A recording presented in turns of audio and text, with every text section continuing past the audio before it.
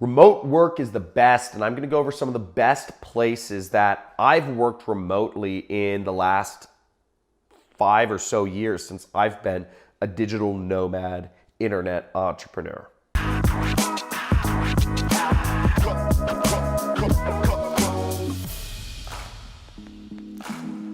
So I'm gonna get into, from personal experience, what my favorite place is and what the best places I believe are to work remotely. But I do need to give a quick shout out to Nomad List, because they have a great resource that I've used of all the different best cities in the world rated by other digital nomads to work remotely. A little bit about me: I've been an online entrepreneur since 2012, and I've traveled to over 40 countries in that time span, just working everywhere around the world. Traveling was really one of my major goals. It was the reason why I started an internet business. It's the reason I got into internet business, because it was the only business that would allow me to be anywhere in the world I wanted to be and still make money and still earn something sizable for myself. So a little disclaimer about this video is I'm gonna go over the best places in the world to work remotely, not like the actual specific locations. And I actually will name a few locations, but one thing you'll want to know is that wherever you are in the world, you want to make sure you have a quiet place. I'm putting quiet here, right? These are my 4 little tips about working remotely. Quiet place is important because if you're shooting videos or if you want to be focused, I think it's always good to have a quiet place. That being said, here are my other criteria of places to work remotely in general. You need to be in cities where there's a fast internet connection, okay? Fast internet is so essential to working remotely, and it's one of the biggest problems that I ran into trying to travel the world and work. I'd get to a country like Cambodia, and they have just absolutely awful internet connections. You can't work. You can't get anything done. If you need to upload video files, if you need to download videos, if you need to watch videos, if you need to upload a website or download a website, or a lot of just normal things, I think, that go along with running an internet business. You just need fast internet. I think it's kind of the nature of the beast. So go to places where there's a fast connection. And I'm going to go over a couple specific locations right after this of the place at the top of my list. Kind of like right along up with a fast connection is you want a steady connection. Now, I've gone to places like Haiti or Vietnam, or even certain locations in Thailand, and the connection is just on and it's off. They're brownouts because the electricity infrastructure isn't built up enough. So the whole power grid browns out around noon, or whenever people are using the most air conditioning. And that happened to me a few times in certain places in Thailand. But you want to go places where this connection is steady. If you have to do a meeting, if you have to do a business call or a conference call, you can't have that call drop in the middle of your go-to meeting and, the internet's out for 5 to 10 minutes, so then hop back on and say, oh, sorry, the internet browned out here for 10 minutes, because then they're just going to say, why the heck did I allow you to work remotely in the first place? This is an inconvenience to me. So you don't want to do that. If you have a remote job, you don't want to be dealing with those issues. You're lucky enough to have a remote job. You need a steady connection. So, make sure to check the down up time and whatnot of the place you're at. The other criteria I give to working remotely is cheap. Having a cheap place to work remotely is a big benefit. Assuming that you've got that fast, steady connection, you can really work anywhere. And that's the benefit, is you can save a lot more money. If you have a job for a German or a British or American company, and you can work somewhere else in the world, that's fantastic, because you can take that extra money that you would be spending at your cost of living and saving that up. Now, a few of my favorite places to work remotely. The first one I would say is, Chiang Mai, Thailand. There's a lot of good places to work remotely in Thailand, but Chiang Mai is one of my favorites. Chiang Mai is great because it has a great community of other expats, and expats means expatriates, people from other countries. So there's a lot of Westerners, there's a lot of people from America, Australia, and Europe that are hanging out in Chiang Mai. You know, it's a lot of people that speak English that are from America, you know, you can just, or from Europe, you know, that you can just connect with very easily. And they have a lot of businesses that just cater to Westerners, which is really nice. So you're living in a very foreign, you know, it's a jungle, right? But you know, there's businesses like rock climbing. You know, rock climbing is not something they do, you know, they naturally do in Thailand. But you know, I'm a big rock climber, and they have some great rock climbing areas, and they have, you know, people who will belay and assist you, and you know, they have holds carved out and place around there. So that's what I mean by you can get some of these really cool Western things you'd want in these foreign places. So I like that about Chiang Mai. They have all sorts of stuff. It's extremely cheap. It's in the north of Thailand, and it's very laid back vibes, and they have pretty consistent internet. So that was a really cool aspect of Chiang Mai.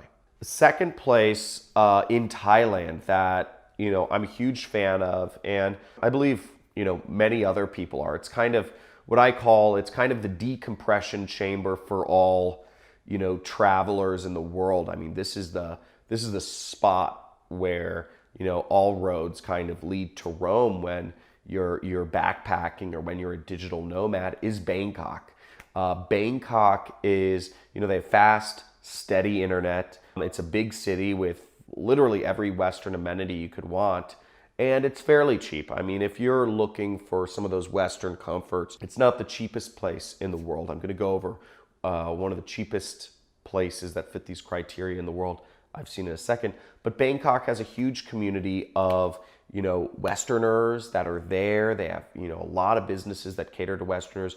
If you want, you know, it doesn't matter what you want, hamburgers, pizza, you know, if you want fried chicken, you know, they have KFC, they have McDonald's, they have a TGIF there, you know, they have Chili's, you know, they have Fat Burger there. They have everything you would want. You could go to Bangkok and, you know, nothing, you could have this totally foreign experience because it's very culturally foreign, but you could hang out with all Westerner. It's really great. I really like Thailand. It's got so much culture, and it really blends in foreign cultures very well. Now, the third place I'll recommend is one of the more exotic places, and it's extremely cheap, but they actually have really good, steady, fast internet. They have a good community of expats there, and they have really cool culture. I mean, it's really, and just beautiful countryside. You know, the city itself isn't that nice. It's Medellin, Colombia. And I was in Colombia. I stayed 3 months in Colombia when I was traveling. And, you know, part of it was, you know, I took a 6-week kind of intensive on salsa dancing. You know, I wanted to learn the Colombian style of salsa dancing. It's a little different than the kind of like straightforward way. And that was really fun. You know, for me, I'm very like, you know, left-brained thinking. So I'm trying, you know, I wanted to learn how to dance to like get me out of that. And I also really enjoyed their kite surfing, and I went on some jungle excursions. And Colombia is really great. And as I said, a lot of Americans live there. There's a huge community of Americans that live in Colombia. I'd say Costa Rica, Panama, and Colombia are like 3 major hot spots for Americans outside of the US. So that goes into my 4th place, which is Costa Rica. Costa Rica, massive community of Americans, very open-minded, self-conscious or conscious, you know, a lot of conscious entrepreneurs. A lot of people run companies down there, you know, and hire people. So there's a whole community down there, and there's all the Western amenities you want as well, if that's what you want. You know, if that's not what you want, cool. But if you want your Heinz ketchup, you know, go for it. You know, if you want your nice medical care, you know, it's there. So you can get all this stuff in Costa Rica. Costa Rica is a great spot to check out. And the 5th place, the last place I'll throw on this list, is probably one of the coolest and one of the least known, and they've got a great internet connection, and it's Taghazout, Morocco. It's this place on the seaboard of Morocco. It's inland from, I believe it's somewhere close to like Marrakesh or something. But there's this co-working spot called Sundesk. Sundesk, Sundesk, and it's run by a German woman. She was a traveler, she was a digital nomad, and she wanted to settle down, start a business, and she started this great co-working spot that has really fast internet connection, and there's great surfing all along the coast. Okay, it's like Morocco is a surfer's paradise. There's so many Germans that come down from Germany and surf there. It's like insane. I never knew how many Germans there were in Morocco. There's more Germans than French in Morocco, and the French used to own Morocco. I don't know how that makes sense. But it's a great spot for surfing. It's also a great spot for kite surfing, which is one of the reasons I was there. And they've got all these amazing like hidden valleys and desert oases around there. It's so freaking beautiful. I went on a safari in the Sahara Desert. There's this big line of mountains called the Atlas Mountains. You cross over these mountains and you're in the Sahara Desert, which is this huge desert that spans all of Africa. And we rode around on camels, and I stayed in tents, and all of this was like 2 hours away from Tagazout. You're in a completely foreign, it was so awesome, and it's so amazing and very foreign.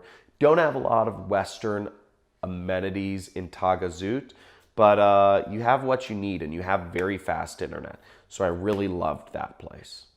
Now, if you found this video helpful or informative in one way, let me know what was the best either tip or the best place that I named that got your interest the most in this video. Make sure to like, subscribe if you'd like to learn a little bit more about how you too can work remotely. And if you want to learn what I do for a living, I'm an internet entrepreneur and have been for since 2012. There's a link in the description which includes a free training so you can learn about what it is I do to make money for a living.